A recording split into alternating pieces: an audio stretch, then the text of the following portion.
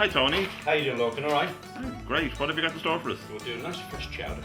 Okay, I'm not a big with fan me? of chowder, but I'm looking forward to the well, chowder bread, you know, and I'm happy to try it. You know, it's November, but you want to see the sun out there. It's beautiful.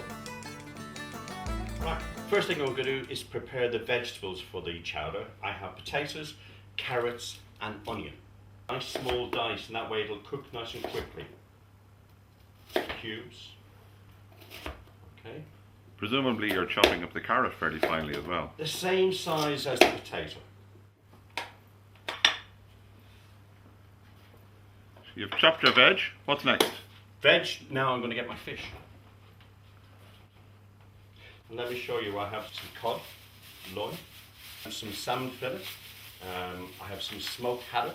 Now after that, sky's the limit. And you'll get people who will add prawns, and they'll add mussels, and they'll add oysters, and they'll add this, and they'll add that. Okay, I have some prawns, which we're going to add. And I also have some fresh mussels. So you're rinsing the mussels, Tony? I am rinsing them.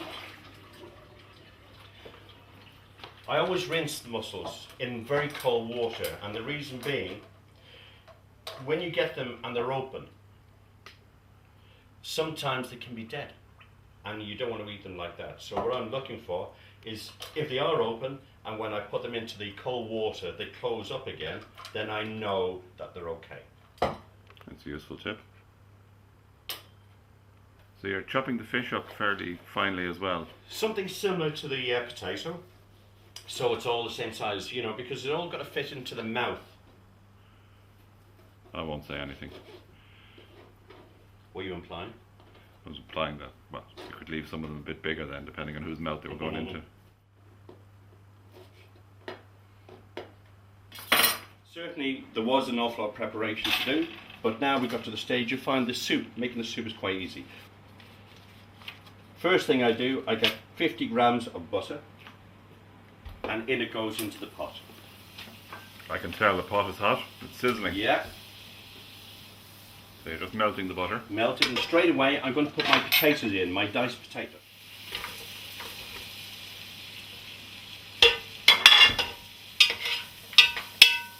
I see some other ingredients have appeared. I see peas and sweet corn there. Peas and sweet corn have appeared. We'll add those. That's my own special ingredients. I have to say, the reason why they were kept out of the way, they were actually in the freezer. I bought those. They're frozen peas and frozen sweet corn. Good quality, you know. And something else you haven't seen the tarragon and the chopped parsley. Here it is. And chopped parsley, okay. And also some fish stock. Now I haven't made it myself, not because I'm lazy, because it's a good product. And what's in that jug there? That's the white wine. Okay, didn't mention that earlier. Didn't I? No. Okay, sorry. Right, in goes the carrot and the onion. Got the aromats now. And the reason I'm adding these now is because I've got lovely... Did you say aromats? Aromats, okay. Now I'll tell you what they are in a minute. They are aromats as well. It means the flavours that go into it.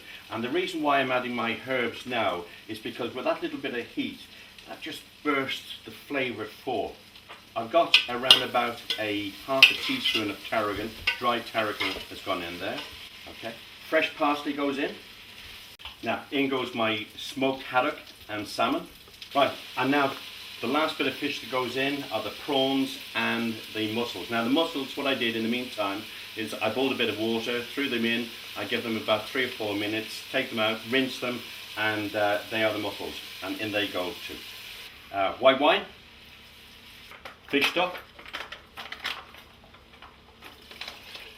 I'm going to add a litre in total of fish stock into that.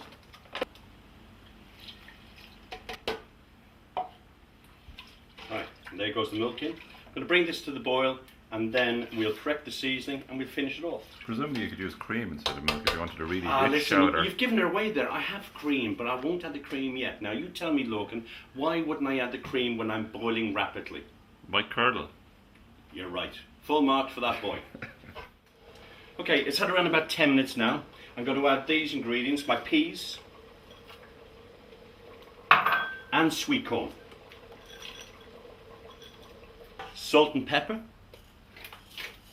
Do you know, pass that salt to us, will you please, Lorcan? There you go, Tony. Thank you very much.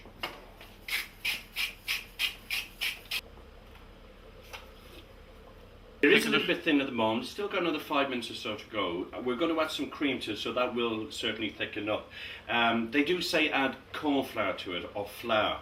And I know some recipes will say make a roux when you add the butter and your vegetables and so on. But I am trying to be a little bit health conscious, and so I've omitted the corn flour and the flour. But if I wanted to, if I thought it was a little bit too thin, even though I got the flavour, I'd add some mashed potato.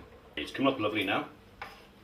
Final ingredient that goes into this, around about 100 mils of cream.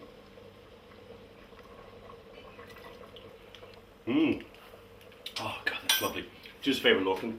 See how that bread is doing in the oven? Here you go. Coming up. Should be ready. Now it might be a little bit too hot, straight out of the oven. Oh, look at that.